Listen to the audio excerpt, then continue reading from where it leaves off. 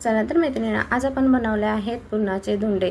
तर ते असतात आपण अधिक महिन्यामध्ये जे करतो, तर ते जावयासाठी केले जातात। तर इथे आपण एक वाटीना डाळ घेतली, त्याच्यामध्ये अर्धी वाटी गूळ, डाळ आपण 3 शिट्ट्यामध्ये उकळून घेतली आणि मग अर्धी वाटी गूळ घातलं आणि मस्त असे घट्टसर करून घेतले। त्याच्यामध्ये तूप टाकलं, थोडंसं विलायची पावडर टाकली आणि मिक्सरमध्ये बारीक करून घेतली थंड झाल्यावर। आता इथे ना मोठा एक कप भरून ना मी पीठ घेतला गव्हाचा आणि सुक्या पिठामध्ये आपण घातलं मीठ आणि तेल घातलं 1 चमचाभर आणि मस्त असं ना एकसारखं पिठाला चुलून घेतलं।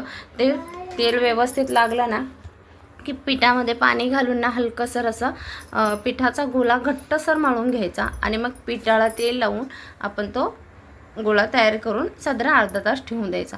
आणि मग हे गोळा बघा किती मऊसूत तयार झालेला आहे। आपण इथे पुरणही वाटून घेतलं, त्याचबरोबर हे असे छोटे छोटे साईजचे ना गोळे तयार करून घ्यायचे आणि मग आपल्याला हे एक वाटी, आपण मोदकाला वाटी कशी तयार करतो मोदक बनवताना, त्याचप्रमाणे इथे वाटी तयार करून घ्यायची आणि मग त्याच्यामध्ये पुरण भरून असे हे आपले धोंडे तयार करून घ्यायचे।